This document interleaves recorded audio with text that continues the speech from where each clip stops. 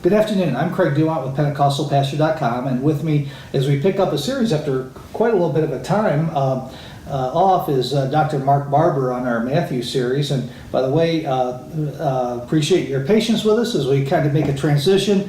I've moved, and so our studio is in flux, and I've actually got Mark sitting at my kitchen table. So Mark, thanks for the kind of the inconvenient time here, but thanks for coming. And listen, it's been a while. Bring me up to date, and where are we at this morning? All right, we're starting chapter 13. Okay. And 13, of course, is the parable. Starts with the parable of the sower, which is a good part of the chapter 13. But there's actually several parables. Now we left off the end of chapter 12 with Jesus being pretty much rejected. The Mark account talks about. They thought Jesus was out of his mind. Oh yeah. And it ends at the end of chapter 13. It talks about his rejection at Nazareth. Mark has a slightly different order of things, but we're dealing with basically with the rejection of Jesus and his switching to the idea of parables. Now, the parables are things which shed light if you have the key, and other people can think they can get the right answer, but unless it's been illuminated or explained by the person who says the parable, you're likely to go to the wrong conclusion. Mm-hmm. And this is Jesus' way of dealing with the opposition, is to reveal things to his elect and to conceal things from those who are not, those who are actively opposing him. And it says the same day that Jesus came out of the house and he sat by the seaside, and a great crowd gathered together, so that he went into a ship and he sat, and the whole multitude stood on the shore. And he spake many things to them in parables. So there's going to be several parables that we're going to go through, and this is the same day. In some ways, it presents this as, because it continues from chapter 12, as one very long day in the life of Jesus. And the same sort of technique, although different events, shows up at the first chapter of Mark. You think that that it just shows you how long a day in the life of Jesus would be, or even though I'm not trying to press the time markers, but it does say here the same day. And people would say, well, Jesus had a natural amphitheater. He didn't have microphones like we've got. In fact, the recording was a lot more primitive. I guess they would have somebody with a hammer and chisel just taking pictures, and so you used to flip cards and get a video? Yeah. I wonder how you do that with stone tablets. It's not quite that bad. They did have paper in those days. No, they were beyond the stone age, right? Yeah. But it says there was gathered together, and he started teaching many things in parables. And it says, behold, the sower went forth to sow. And when he sowed, some seeds fell by the wayside, and the birds came and ate them up. Some seed fell among stony ground where they didn't have much earth, and it sprung up quickly because there was no depth of earth. But when the sun was up, it was scorched, and because they had no root, they dried up. And some fell among thorns, and the thorns sprang up and choked them. But other fell into good ground and brought forth, some 100-fold, some 60, and some 30. The one who has ears to hear, let him hear. Mm-hmm. That's the person in the book of Revelation also. It seems to be a good Aramaic saying that listen up, I guess, is the kind of idea. Now, if you were looking at this strictly from a literal view, Jesus is not interested in teaching us how to farm. Mm-hmm. If we looked at this, first of all, no plowing. You see any plowing? No, nothing's plowed. No pulling weeds. No cultivation of any sort. It doesn't have any emphasis of what is done. The only thing it said is that the seed was sown. It didn't say the farmer went to ag school and learned how to properly, and a lot of seed, when it's broadcast, it would be wasted. Seed is precious. Mm-hmm. If you're going to lose a lot of seed, and it takes away from how much you can eat. You don't have to, seed corn. You don't want to, waste a lot of seed because that's the food you eat. But, we could get into all kinds of arguments whether this is, good farming technique or not. It's one that was probably used in the Middle East at that time. Well, it could actually be used as the extravagance of God, throwing out grace everywhere. I mean, ultimately, the way it comes out. Well, you're starting to try to interpret the parable. Oh, sorry. I'm telling you, still the literal, Yeah. the literal value Yeah. of it is that, you could get hung up into the story itself. Yeah. Just like you get hung up with the idea of Paul in the 11th chapter of Romans, and he talks about that tree and Yeah. grafting in wild branches against nature into a natural root system. Of course, it's the opposite of what any vine dresser, anybody that does grafting, you always use wild rootstock, and you put the good stuff is on it. So the wild roots are stronger, and it gives strength to the plant. It produces more fruit, but the branches produce the fruit there. And obviously, if you put wild branches even on a native olive tree, you're going to end up with wild fruit. So that's why there's against nature. You see, you get all tied up in saying, well, these people don't know anything about horticulture. Well, it's just, Paul says against nature, and Jesus is not interested. He's telling a parable. Right. Anytime, but people could listen to that and say, well, these guys obviously ought to stick with preaching and get out of the farming business. But what we have in a parable can give one main point. Sometimes it gives several, and we talk about this. Some people talk about it's the parable of the person who sows the seed. But like in the parables we discussed earlier, this is not the first one that's in the gospel. The person who sows the seed isn't the important thing. What's important seems to be the seed, which is the gospel, which we find out, and the reaction to the gospel. And some people say it's a parable of the soils, and talks about 4 different soils, or 4 different ways. Remember, Jesus says, "Let him who has ears, let him hear." And it says the disciples came to him and said, "Why are you speaking this stuff in parables?" And he answered and says, "Because it is given unto you to know the mysteries of the kingdom of heaven, but to them it is not given. For whosoever has, it shall be given, and he shall have more. And whoever does not have, even that which he thinks he has, shall be taken away." This is the reason that I speak to them in parables, because they think they can see, but can't, and hear, and they're deaf. Neither do they understand. And in this is fulfilled the prophecy of Isaiah, which says, "By hearing you shall hear and not understand, and seeing you shall see but not perceive.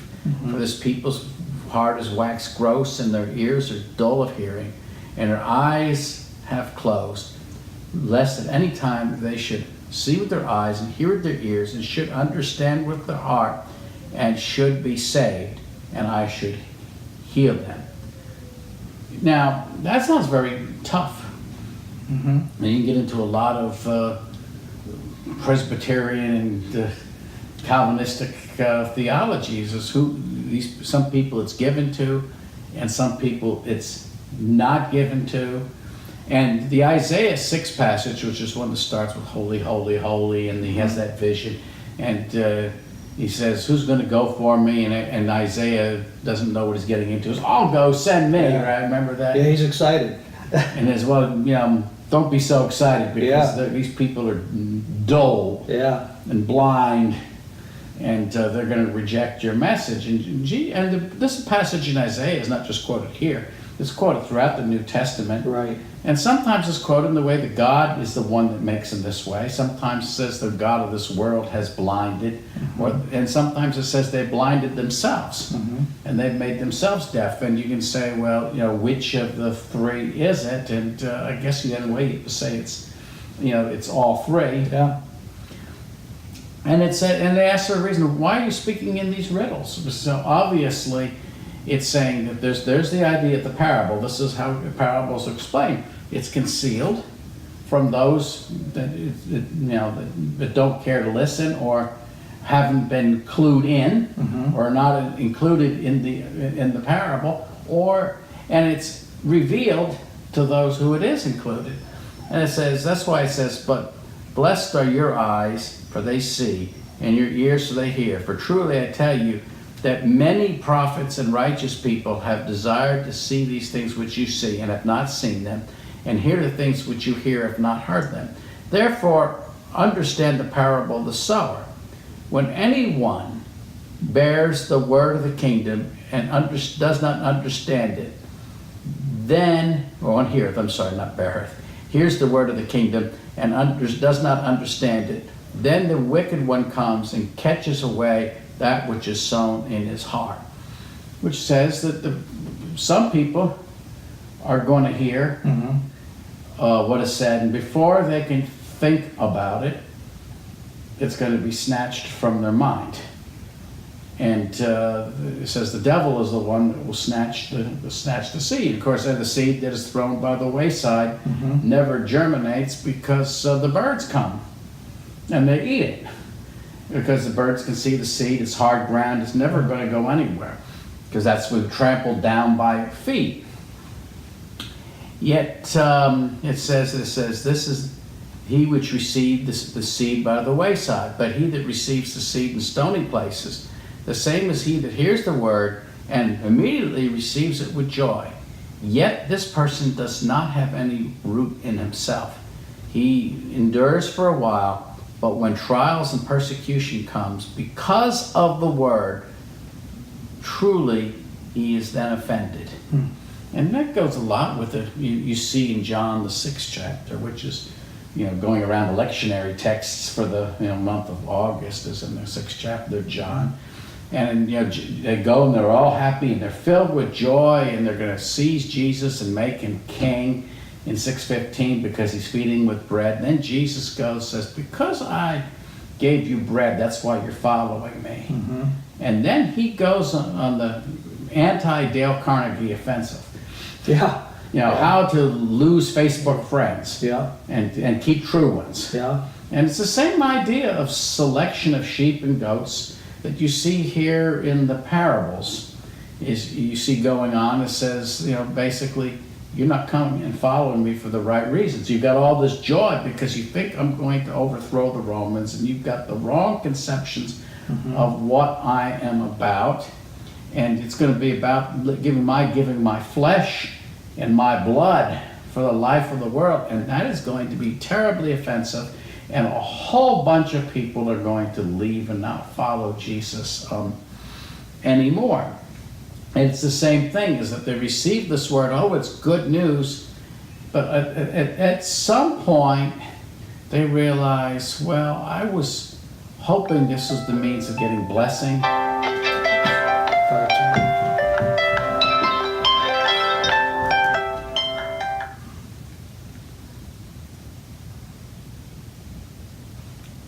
We'll just back up just for a second and we'll start there. Sorry, I thought I turned this down when you turned yours down. There we go. Okay. All right. So, okay. Put that in come in the bloopers too, right? Yeah. Okay, so, we talk about the seed that is sown by the wayside. Okay, hold on just a second. Okay, so let's see. Okay, where we at? I gotta remember so I can. We were talking about. Is that where you're at? Well, let's go back to we just finished talking about the seed by the wayside. Yep. Okay. Let's pick up from there. Okay.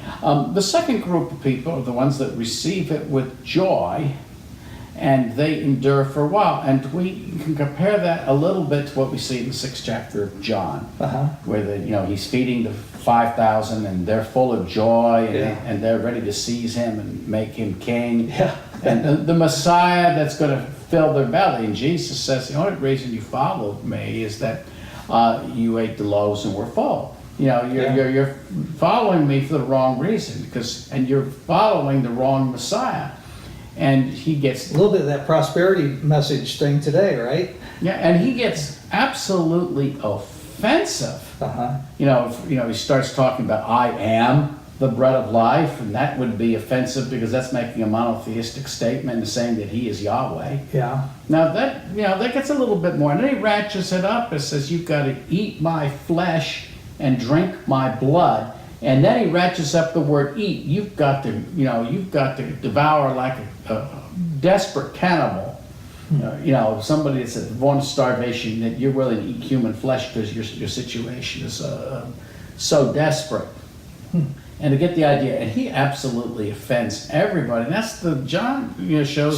So you think, Mark? Because that's a different picture. When we usually see this, we hear this being talked about. But the scenario that you're presenting here is that Jesus is maybe several notches above what we've kind of always mentally pictured. I mean, he's really getting in their face saying, "You've really got to consume this. You've got to sink your." I mean, Jesus, the comparison would be like in 1 Corinthians, where it says, "For the preaching of the cross is foolishness to the Greek and offense to the Jews, a scandal, a stumbling block." And Jesus is even more in your face than Paul. Yeah. Paul is actually just directly forward, but he starts saying, "You've got to, eat." It's eat like an animal, not eat like a human being. It's not fork and knife and making anything. It's the idea of being so hungry you eat like sorry puppies over there. Eat like dogs. So that just kind of brings to my word. It would even be more intense than when Peter was told by Jesus that Jesus wanted to wash his feet. And Peter said, "I'm not going to do that." He said, "If you don't let me do this, you're not going to be any of mine." And Peter said, "Then not just my feet, but all my body." So I mean, it's kind of like I know God wasn't required on him, but so this is something where you have to have a great desire, a lust for Christ and the life of God. I think part of it is you have to realize your desperation. Okay. People when they're cannibals. People rather die than eat human flesh. But it's almost to that point that you're so desperate that you have to realize this gospel is absolutely your only hope, and it's an absolute offense if you're not. And I'm not going to deal with election and selection, but if you're not one of His, it's the most offensive thing, and Jesus deliberately. Of all the presentations of this idea is absolutely the most offensive of all, which says there's an idea of true discipleship that in the preaching of the word is going to really be offensive. The crucifixion in his death, that his life he lays down for the life of the world is totally offensive to the Jew that's looking for a political Messiah and a full belly, and even to non-Jews. But so that's interesting. I'm glad you kind of teased that out, because I'd never really thought of it in that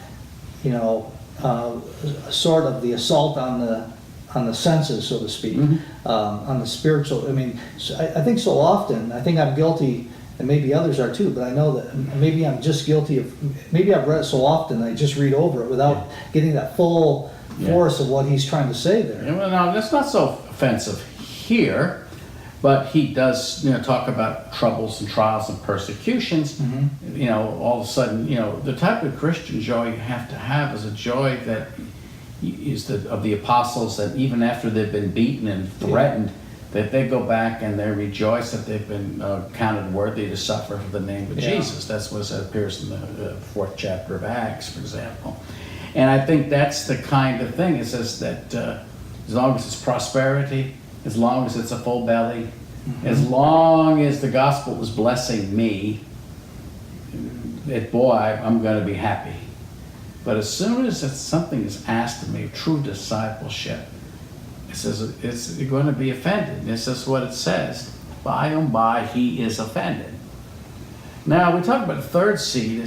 He'll receive the seed amongst the thorns. It's the one that hears the word, but the cares of this world, the deceitfulness of riches, choke the word, and it becomes unfruitful. One thing you say about it, weeds grow fast. Yeah. And weeds will choke out if you allow it to. If you don't continue to weed, it's going to choke out. Now, that's pretty well understood that everybody kind of gets that idea, is that the riches are deceitful. But yet the second part talks about that as long as you're getting blessing, you're getting food, you're getting this or that, and you're not being persecuted, that's great. This is sort of a continuation of it, except this time it's more neglect. Nobody's persecuting you. Right. But all of a sudden, the whole Roman idea of repentance, you guys has to compare that against the idea of the Christian repentance. When you became a Christian, you became an enemy of Caesar and Rome. Part of the punishment we see in Hebrews, for example, is that a lot of them lost their homes and their citizenship. And they were cast out into the wilderness, and they had to be dependent upon Christians living out in the country for some survival. That's part of the hospitality message of Hebrews. And so the whole idea is that if you repented, in the Roman idea, and burned incense to Caesar and came back to your right mind, then you could have your home restored, your citizenship restored, your bread dole if you were on the dole, everything. So this is carrot and stick type of idea.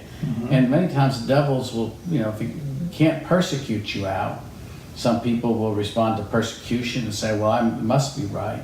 Then you have to deal with the next problem.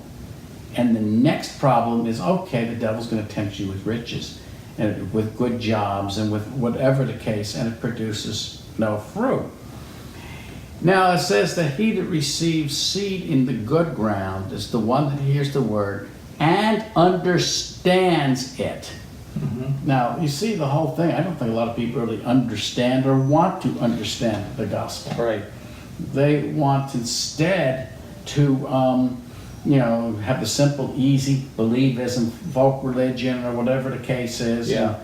And all of a sudden, that the person that's the true follower is one that understands. But how can you understand the word if you don't study the word? In other words, you have to have a hunger to eat the true bread.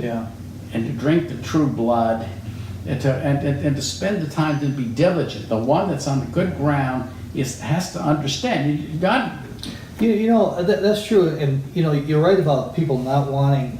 It's a little bit pet peeve. One of the reasons that I'm actually developing PentecostalPastor.com, as you know, is to provide resources so that give pastors the ability to present things that can help their congregations move a little bit deeper, because we have in our evangelical and Pentecostal churches, I know there's crossover, obviously it is crossover, but we have a John 3:16 mentality, which is good. By the way, I don't want to take anything away from John 3:16, but there's like 2,000 more verses in the New Testament other than John 3:16, and nobody ever wants to go beyond that. They love the idea of what they've been told is unconditional love and God's love for the world. That's true, but they stop there. It seems like they don't want to understand, or at least they have not been presented the opportunity to press on to understand. That might be a better way to put it. Well, people don't want to understand because they want the simple, easy stuff. They want the low-hanging fruit, so to speak.